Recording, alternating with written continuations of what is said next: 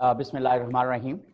Thank you so much for joining international seminar on COVID-19, learning from China. I think China was the first one to face this problem, and very soon with their efforts, they could recover.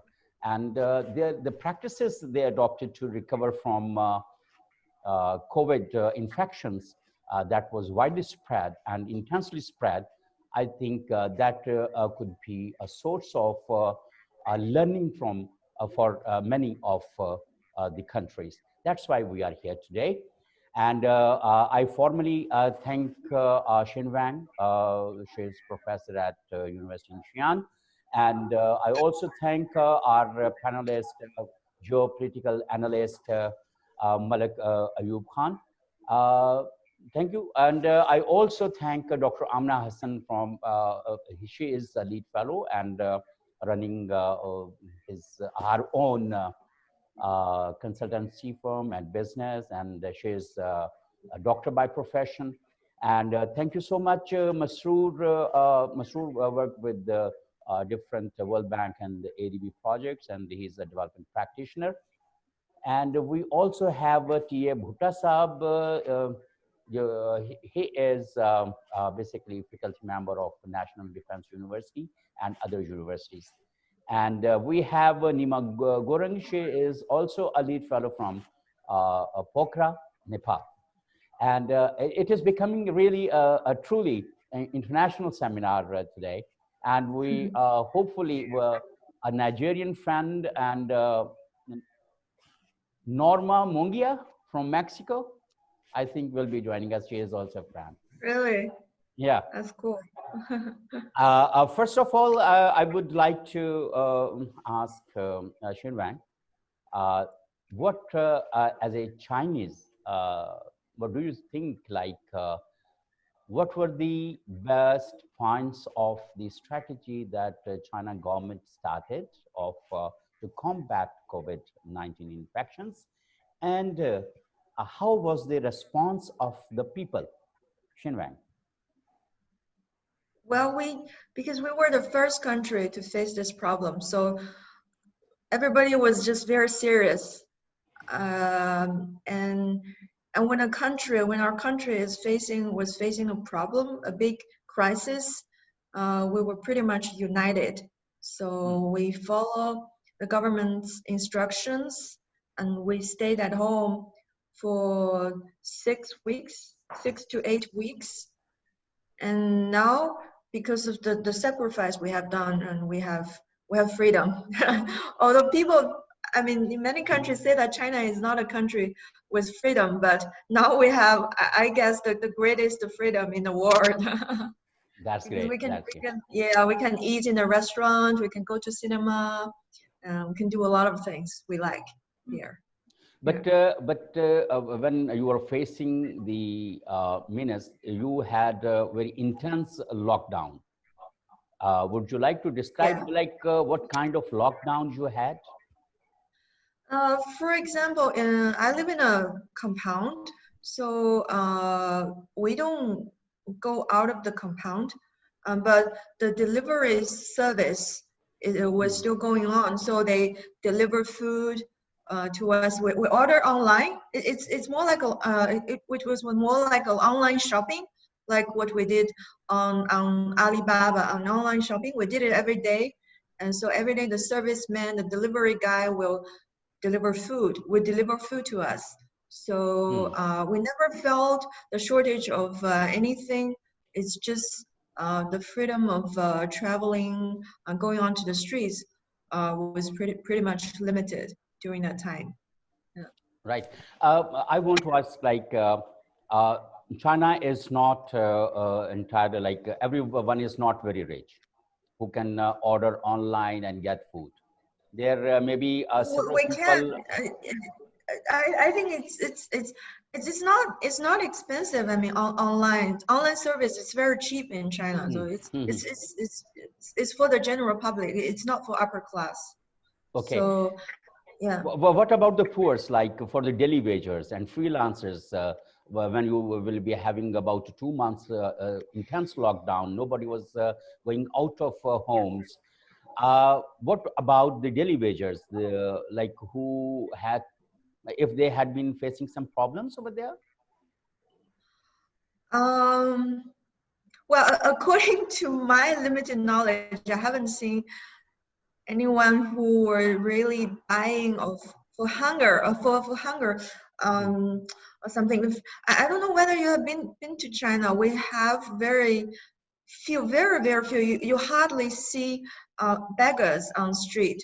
So also we East Asian people, we people from Confucius tradition, like Chinese, Japanese, South Koreans, we have the tradition of saving money. So even the poorest people, they have some bank savings. Okay, and they know how to survive in a austerity life way of living, because China started as nothing. We started from nothing to be the world's second largest economy. So we have the experience of living in poverty. So now it's kind of, even during the lockdown, it's pretty much better than what China experienced like two decades ago. People had the experience of living in poverty.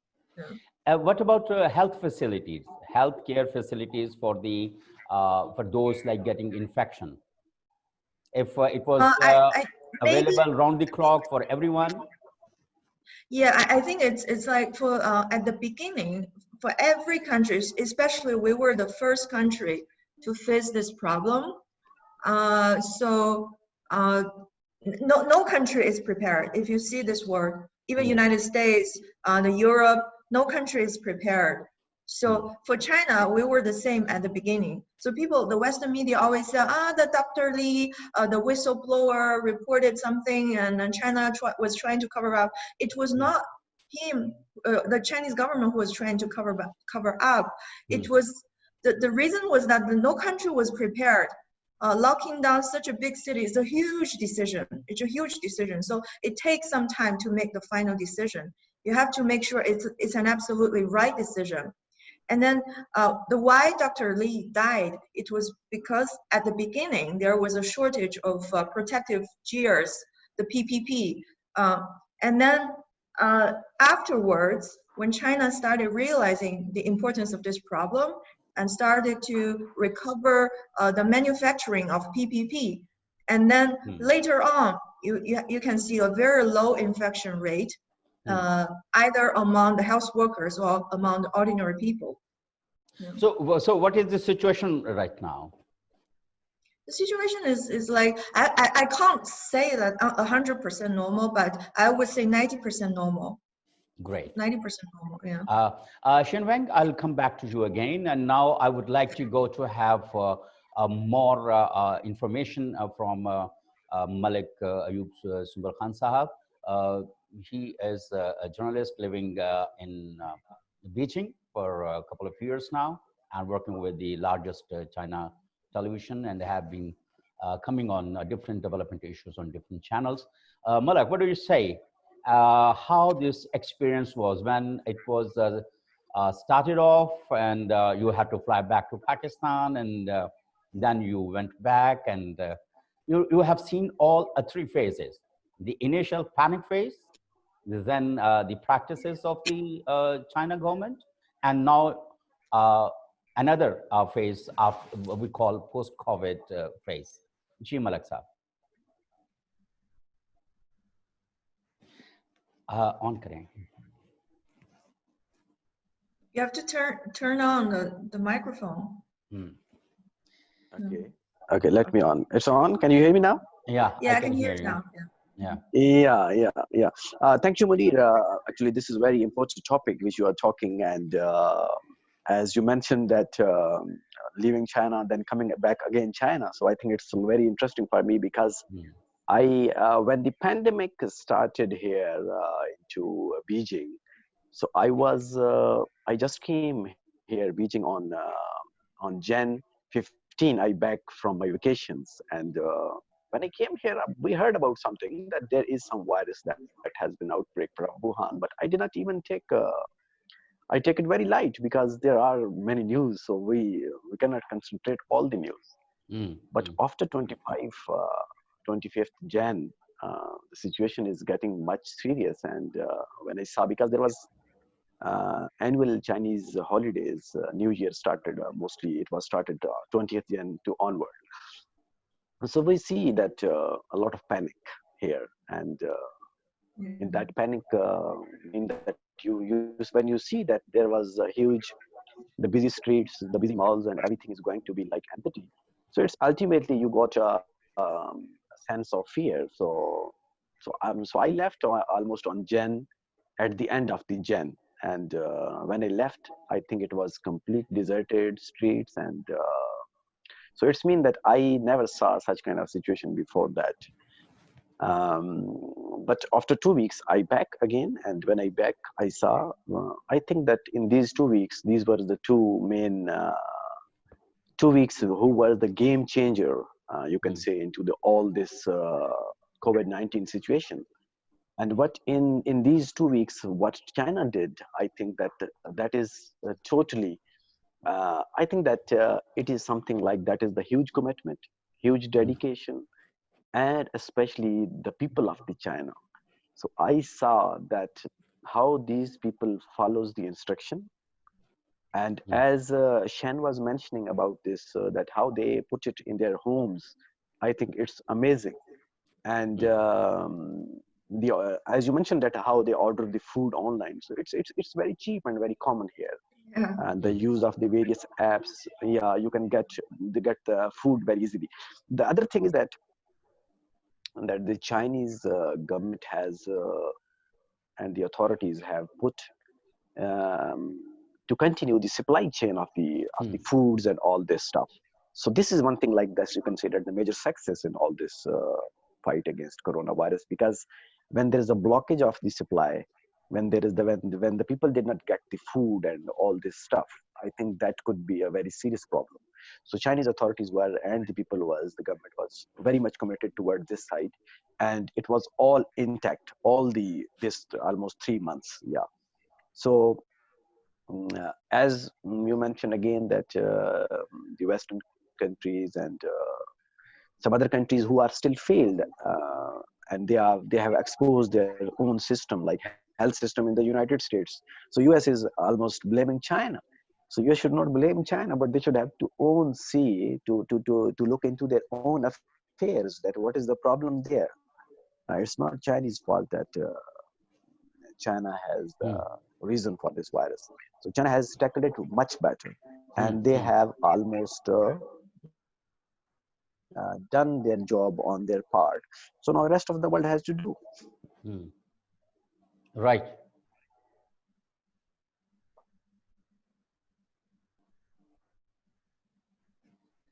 Malik Sahab, I can't hear you. Are you done with your initial statement? Malik, are you? Technical issues. Yes, Munir. Are you done with your initial statement? Yeah, Munir. I think Shane, maybe you have Shane, Can you hear me? Shane, can you mute your mic for a time being, please? Yeah. Thank you. Ji Malik Sahab. Yes, sir. Yes, please go ahead. You have any question? Yeah, I have another question. China adopted a strict lockdown policy, while some Western countries and America, they went for herd immunity.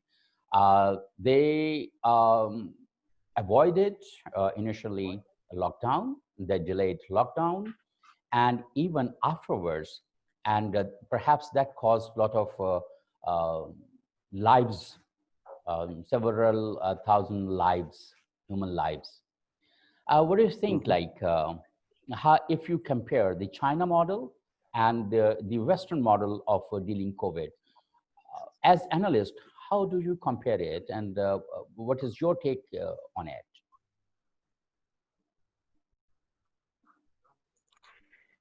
So My take is this, that the tall claims from the West that we have heard about this, that the US has the fun of everybody is insured and this and that. We have a lot of things that we heard from this. But what I see here, that the Chinese model was, I think that the symbol of the victory. And the West is exposed in this COVID-19 very badly, because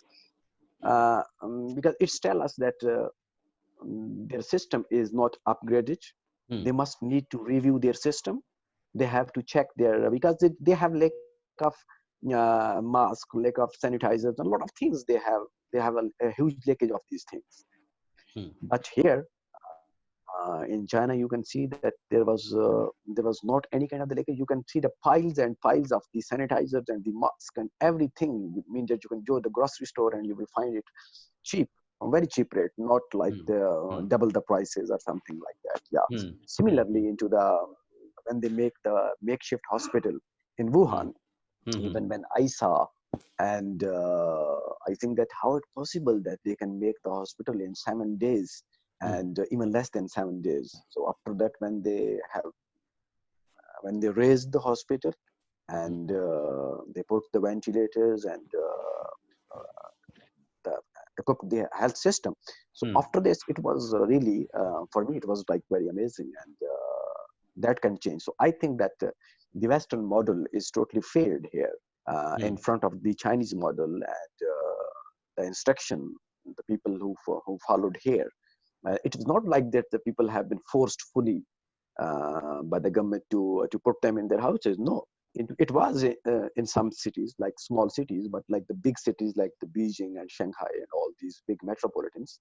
So people were being very much civilized, and they were following all the way. Even now, if I can say you that there is the WeChat has the option of the health kit. There is an option you can just click and they will tell you your travel history. So before entering any shopping mall, you have to show that your history is like the positive, like you are not into any red area where there is coronavirus. So they use a lot of artificial intelligence and a lot of apps and collecting data. So this model was much successful as compared to the Western model. Good. I just like to ask another question, Mr. Malik. China didn't go for lockdown in entire country. There were like pockets, one city and some other cities. I would like to know, in Pakistan, like the people became very panicked when they were in lockdown, and they were trying to get out of their houses at any cost, by hook or by crook. And finally, we saw that we had only 12,000 cases on April 26th. And now we have about 65,000 cases just in 1 month of time. That has increased so much. But the plea was taken by the government and the Supreme Court of Pakistan that the people are starving. But when the lockdown was eased, we saw people were rushing to the shopping malls and shops to buy clothes, shoes, groceries, and other stuff. And there were like herds and herds in the so how do you see, as Pakistani living in China, that if what would have been the consequences of such kind of steps taken by the Supreme Court of Pakistan and the government of Pakistan? How do you see it? I think that first of all, that this is the large loophole from the people side, because our people, I think that I was looking very closely about all the developments when there was lockdown, and the people was like they are not going to take it serious. First of all, that this is really a threat to the life, because still a lot of people into the rural areas, even in the cities, they don't know that they don't believe this, that this is a life-threatening disease. So when the government asked them to lock down, so they just take it like very lightly, and people would really want to move out from their home. Okay. just to enjoy and to go. Yeah. Even during the lockdown, when there was lockdown, I know many people who were partying and getting the family together and all this, like they were involved in such kind of like the leisure activities. Okay. At that time, I think that. Thank you, Malik, for your take. And I would like to go back to Eshan Wang. You have been to Pakistan for several times. What do you think, like, what is your opinion about taking such kind of steps in Pakistan, the behavior that Pakistani middle class has shown towards the, what we call like COVID in, scenario, after having like different confused policies of the government. Have you seen such kind of, well, how do you compare both societies? Shinrang. Well, I personally, I like Pakistan a lot because I have a lot of friends there. So, and people treat me like their family. So I really love Pakistan. But the thing is that I think, because number one, Pakistani people speak better English than Chinese people. Mm. And number two, most of you have access to Western media, have better access to Western media than Chinese people. And then you have a lot of overseas Pakistani who are influencing your local citizens.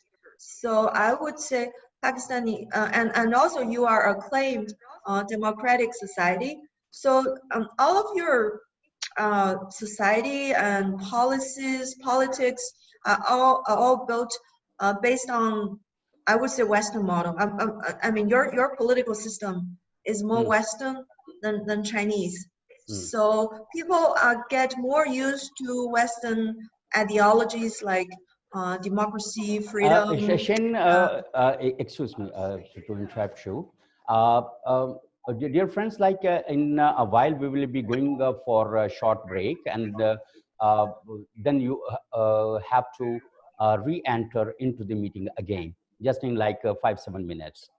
Shin, I was referring to your take on the behavior reaction of Chinese people and Pakistani people towards coronavirus and lockdown.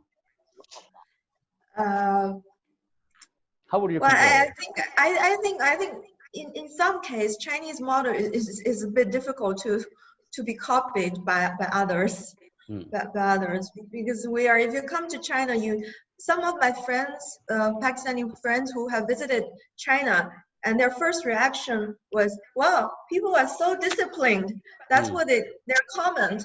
So I can't say, and also because sometimes if you watch some of the agenda or programs set by CNN, for example, CNN has a program called My Freedom Day, and they teach the children around world the meaning of freedom, but they don't teach the other side of the story. Freedom has a limit. They only teach them you can enjoy whatever you want, but they have to tell them there is another side of the story. There in every society there are rules, there are limits, and this freedom doesn't mean the physical freedom. It means that the freedom of your mind, the freedom of the soul. That should be the truth, which we need to tell to the younger generation. That's great. Friends, I think we are going to log on again, and meanwhile, stay in touch, and after life, just in 1 minute, you can re-enter again, please.